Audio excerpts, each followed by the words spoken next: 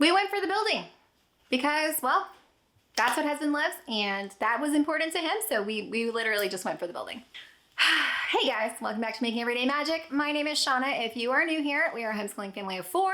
We just went to London and that is what I'm sharing about right now. You are smack dab in the middle of 2 weeks of all things our London vacation because I'm trying to pare it down. We were there for 10 days, trying to pare it down to just 5 videos. So yes, let's jump in. This is the best of museums. Guys, before we go any further, please scroll down, hit the big red subscribe button, turn on the bell for notifications, give this video a thumbs up. As always, you can find me right on down in the comments or over on Instagram at Making Everyday Magic. Yes, okay, so disclaimer, this is one of 5.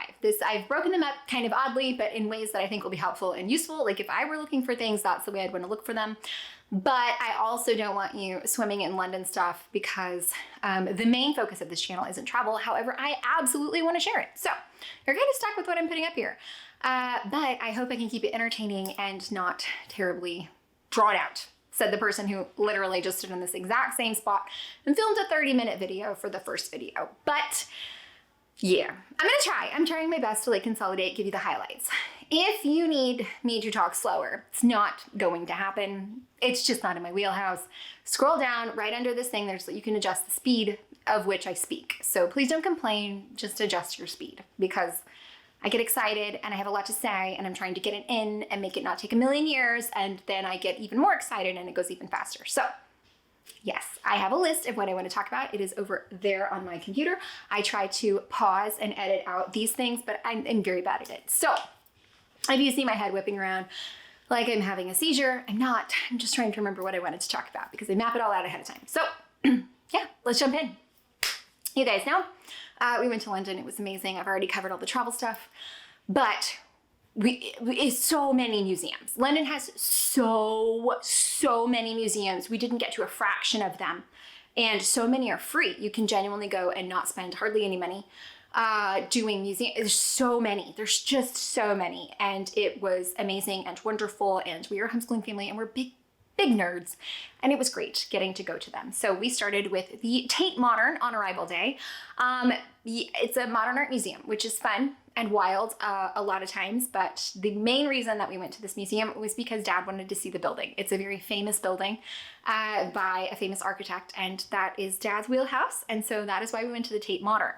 But upon entering the Tate Modern, what I think is amazing is that so many museums, castles, facilities in London go out of their way to make sure that children have something to do. So right on one of the walls on the ground floor is the family route, and it is all about how to enjoy the museum as a family. So many places that we went into handed my kids like a booklet and a pencil. It's made for families. It genuinely and truly is made for families, and it was amazing. So we started with the Tate Modern. It's a gorgeous building. I mean, I get why he wanted to go, and it was nice and it's free. So that's always really, really wonderful. Something that I knew that I wanted to prioritize as far as, again, I've got a color-coded spreadsheet somewhere, but something that I wanted to prioritize was the British Museum. Now, why did I want to prioritize the British Museum? 1, it's pretty. 2, they have an incredibly large collection, especially of Egyptian artifacts. I don't know that I will ever make it to Egypt to see Egyptian artifacts, and I don't know how long England is going to be able to justify having so many Egyptian artifacts. But given the opportunity, I knew that I wanted to get there and see them, and they were stunning and they were amazing, absolutely amazing. We got to see the Rosetta Stone, which for me, this was like such a huge thing. It was gorgeous. It was amazing. Something else that we saw that I didn't even know that they had or that was a thing was a piece of the beard from the Pyramid of Giza. A piece of the beard from the Great Sphinx of Giza, which I thought was amazing. There's so many things that they have that we have seen in reproduction at our local museums. Ramses II. It was so amazing, the things that we saw at the British Museum. And that for me, that was a big one for me, for my own personal check mark. And so I'm so glad that we got to do that. Now, in saying that, we did so many museums.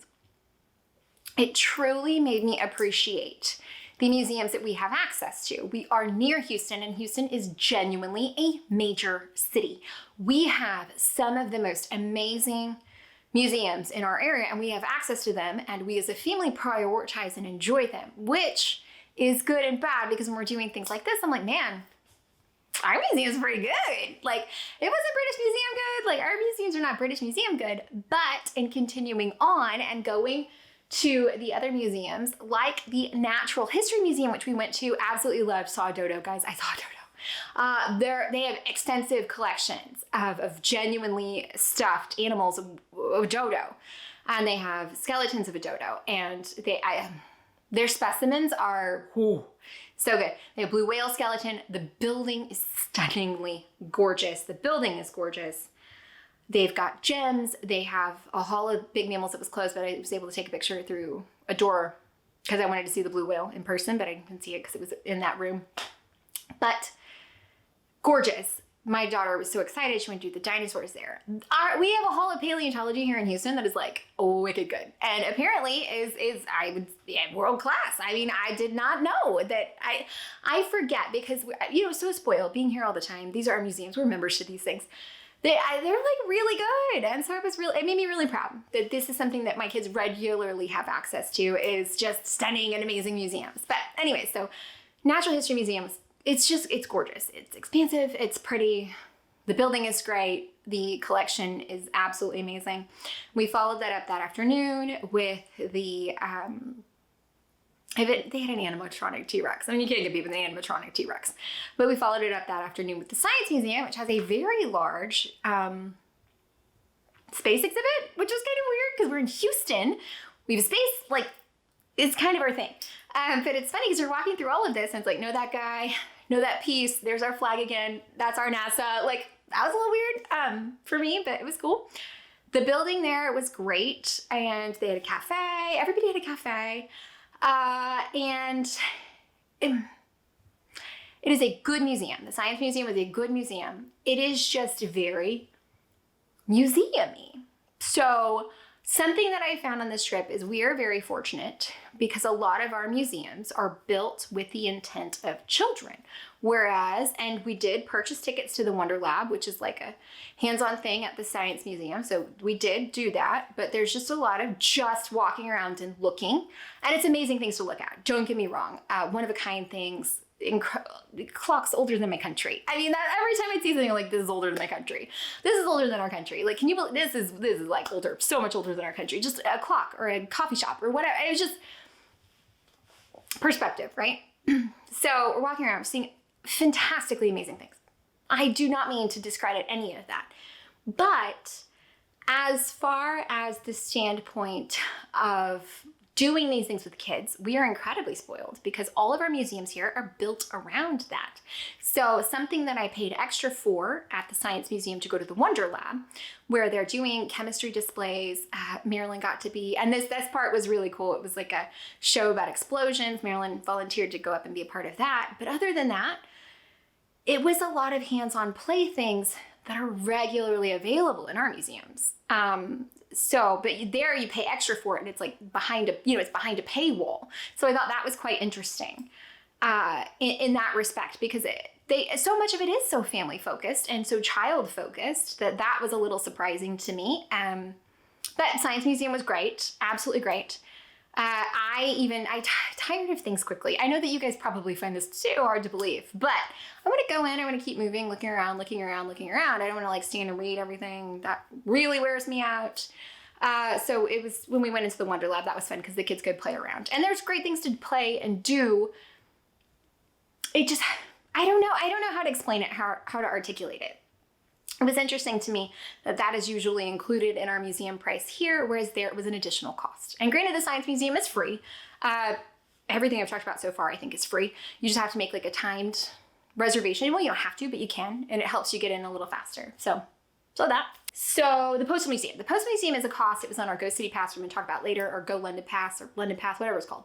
But the Postal Museum, it was hard to find, but we found it. The whole reason we went is because I wanted to ride the mail rail, which They used to transport the mail around London underground in a tiny little train. There's a whole network of trains down there. So we went, they have like a little kid play area. They have exhibit where the kids can dress up. They can send mail through like a pneumatic tube. We learned there's like a pamphlet where you search out all the different mailboxes. It was so cool. It was so cool. I don't know how else to say that. It was engaging. It was bright. It was colorful. It was wonderful. It was hands-on. There was things for the kids.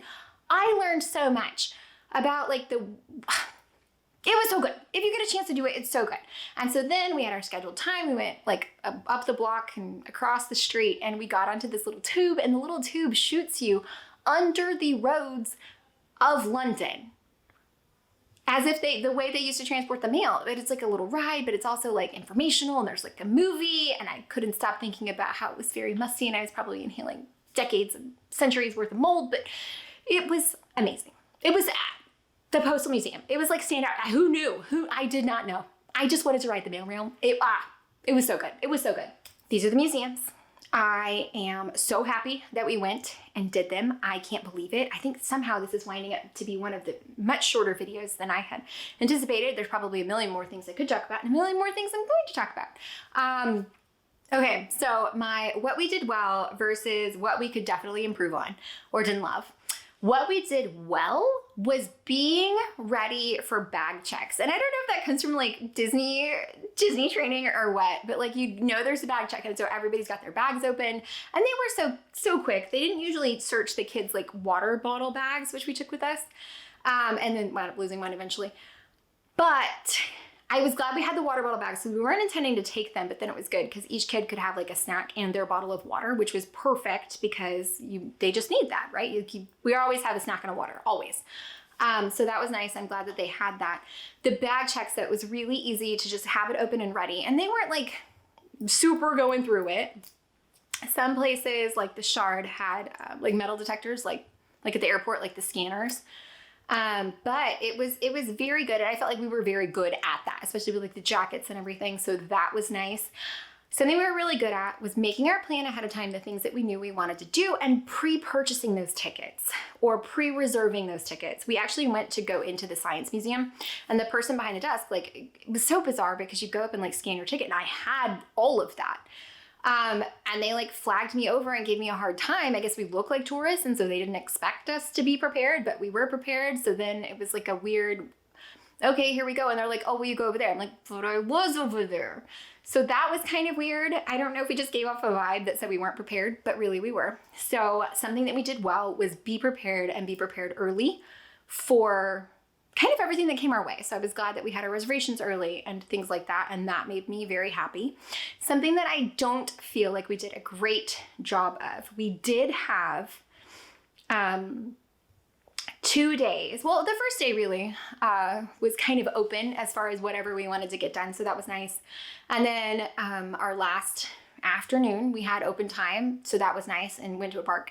And then we did have another day where we had time and went to the park. So we did have some time that was not planned, but I do a little bit wish that maybe we had done more unstructured time. But with that, I don't know how we could have done all of the things that we did. And I wanted to do them all, and I'm glad we did them all. So I don't know how it could have gone any differently than it did go. But I do wish that we had had a little bit more unstructured time. And that may be something that if we ever go again, we could be like, oh, we did that, and we don't need to do it again. But I was very glad that we did so much research and we're so prepared. There were still things that snuck up on us, and I'll talk about that in a different video. But yes, I mean, we did it well. I think we did it well. We did it fantastic. But maybe some more just kind of, I don't know, maybe one more day where it was just whatever we wanted to do. I say that. But now that I think about it, I mean, we really did have a lot of time that was great. It just was all very busy. And I thought this was going to be like a relaxing vacation. Not relaxing. And not as demanding vacation because things didn't open until like 10. Or they were closed by like 6. And I thought it would be a less demanding vacation.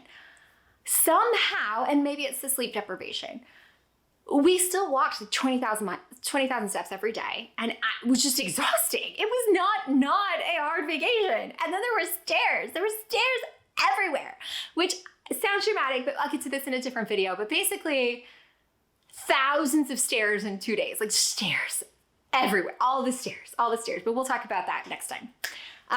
Anyways, guys, I hope that you found it as helpful, entertaining, or informative. If you did, please scroll down, hit the big red subscribe button, turn on the bell for notifications, and give this video a thumbs up. As always, you can find me down in the comments or over on Instagram at Making Everyday Magic. If there is anything that you want more about specifically, let me know. I do plan to share like attraction specific things over on Instagram. So if you want more of that, head over there. This, I'm trying to kind of wrap up in neat bows by categories to keep people interested and not drowning in London information like I did for the last year so that I could prepare for this trip. But yes, let me know. You want to hear any more? I'm happy to share. Bye guys.